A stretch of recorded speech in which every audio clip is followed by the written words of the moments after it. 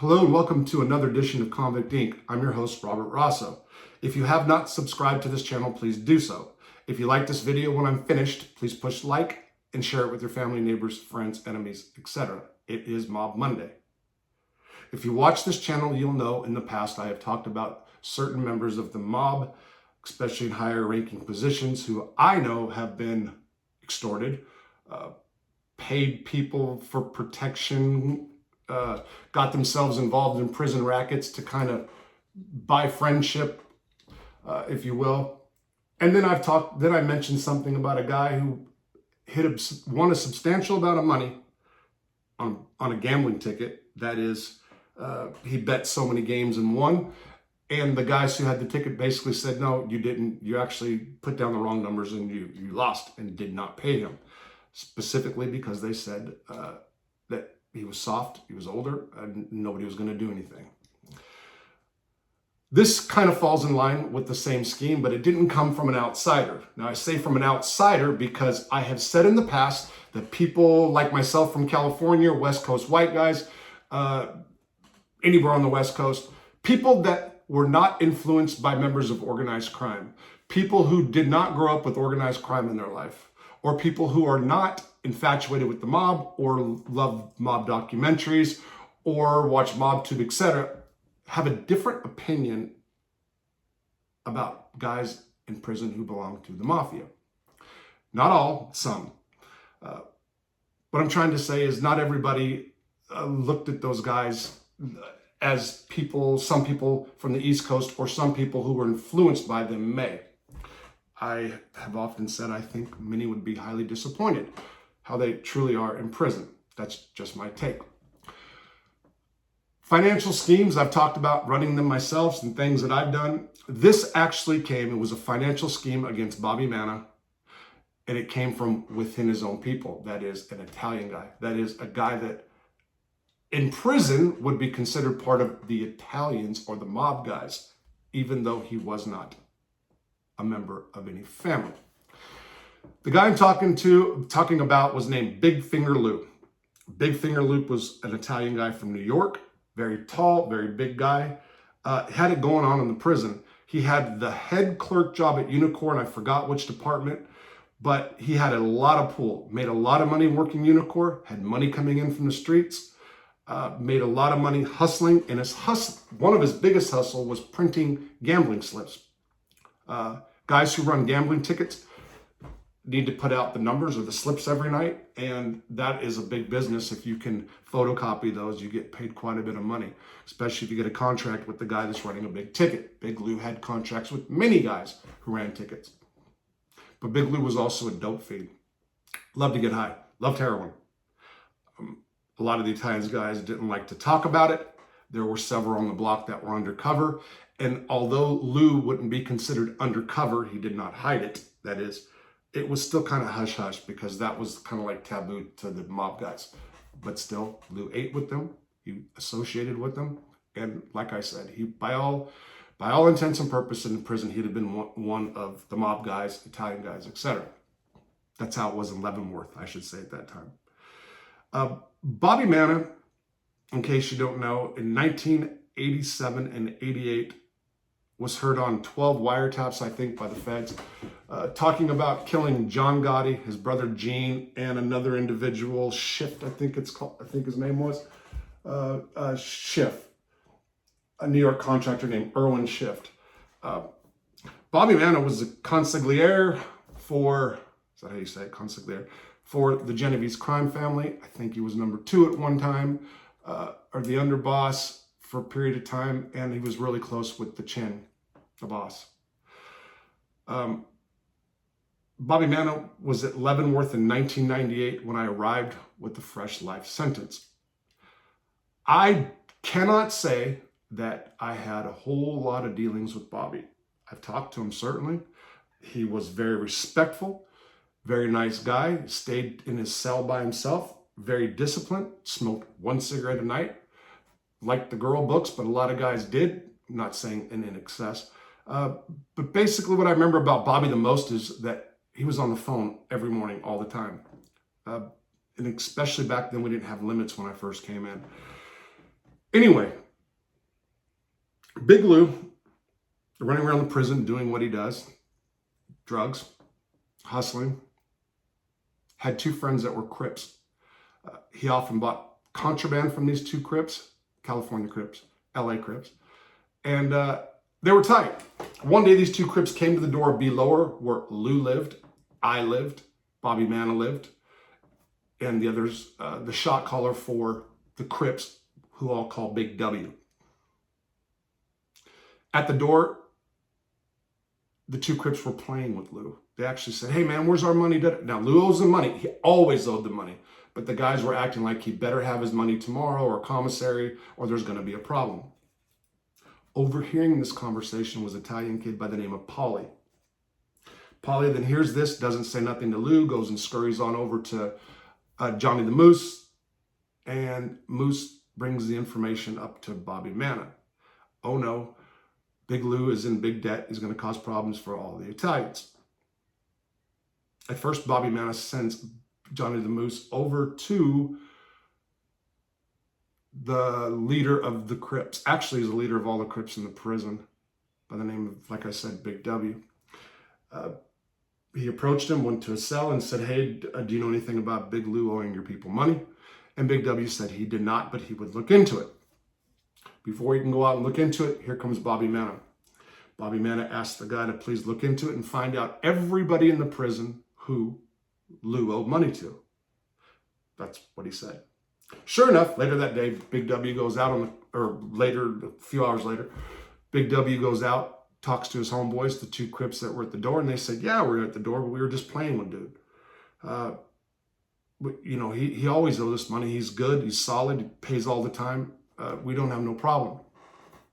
Just to make sure that his homeboys weren't playing him, Big W goes and pulls up Big Finger Lou and asks him the same question: "Do you owe these guys money?" Big Lou said, "I always owe them money. I owe everybody money all the time." Kind of like myself. They kind of laughed about it. Well, Big W says, "Man, just want to let you know that the Italian guys are asking exactly who you owed money to." At that point, a light bulb went off in Big Finger Lou's head. "Oh, really? They're asking my business, huh? Who I owe money to?" I'm sure that's his brain talking. Well, a plan was schemed. A scheme was planned, I should say, where Big Lou came up with the list of all the people that he owed money to.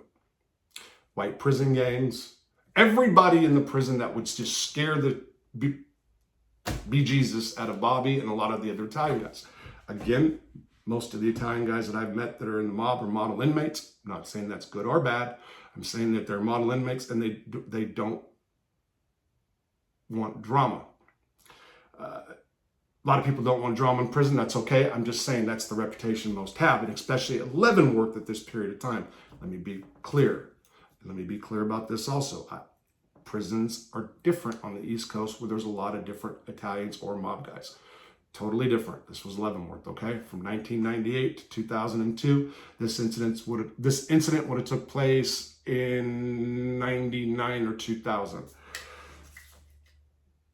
Bobby Manna gets a list of all the thousands of dollars that Big Finger Lou says that he owes. Johnny the Moose comes up to Big W, shot caller for the Crips, and says, "Hey, can we please send money to you, send a little extra for you, and you take care of all these bills. And after we're done with Big Finger Lou's bills, we're going to wash our hands of them." Now, Big Finger Lou was absolutely no punk. Big guy, tall guy, I believe could fight. I never saw him fight.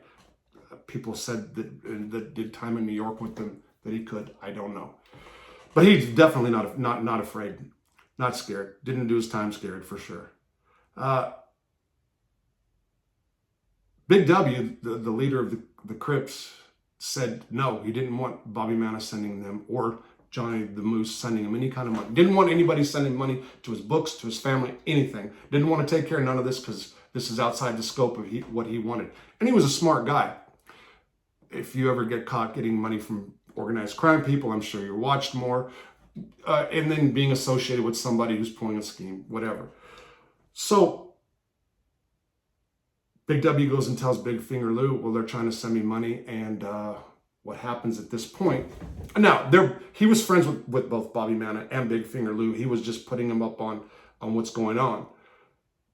Big Finger Lou then goes to the two Crips that he knows and says, hey, who can money be sent to? Because these guys are going to send money. I'll split it with you. This was in the thousands of dollars, by the way. Like over 3, or thereabouts.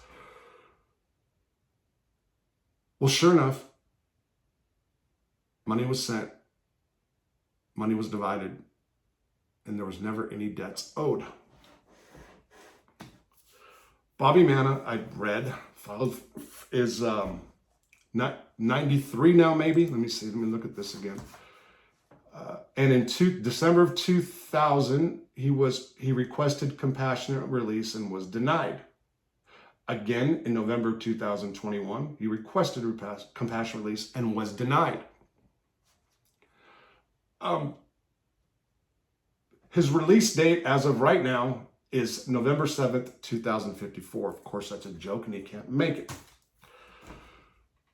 I'm aware that there have been members of certain crime families in their late 80s and even 90s, I believe was the oldest one, maybe 89, I don't know, that committed crimes. Matty the horse was like 89 when I met him and had a fresh sentence. He'd only been in a short period of time. So yes, there are people capable of going out and committing crimes. I do understand. I should also point out here, and let me see if I can find this real quick, that a judge denied this compassionate release based on the fact that Bobby was a member of organized crime, lived his life in crime, and he didn't think he was going to change. I just read this article. Anyway, they say Bobby has Parkinson's. He's got a list of health problems, as anybody in their 90s you would suspect to have. There is no real purpose anymore of keeping somebody like that incarcerated. Again, Bobby Manna was a model inmate. I know many guys that are members of the mob that gamble. A lot of them gamble. I know them that get high. So even though they might not get in trouble, they're still doing dirt within the prison. Bobby Manna was not one of those people. I say this because if somebody's doing dirt in the prison and just being smart, not getting caught, whatever, there's still a chance that they have that criminal thinking and they'll go out into the community and commit crimes. I believe I was told by a government official not long ago that I had that thinking. Anyway, there's no good justifiable reason at this time that Bobby Manna should be denied compassionate release based on his ties to organized crime. I think it's terrible. I think it's a waste of taxpayer dollars. And I believe he'd probably go home and pass away pretty quick anyway, having been incarcerated all that long. But I don't make these kind of decisions. I know there might be people, I don't know how many murders Bobby was attributed with, like if he actually pulled trigger or how many he had done. I'm sure there are, being in that life. So I don't mean any disrespect to victims' families. But as part of our justice system, as part of our punishment, compassionate release has changed. It's broadened more. Judges can let basically anybody out they want to on the compassionate release statute. They do not have to be sick, even though it helps. And this judge certainly could have done that with Bobby Manna. And that for today concludes my Mob Monday. I know my voice is a little bad and I've been taking antibiotics for other reasons. Hope you have a good day. I hope I was clear enough and I hope you enjoyed.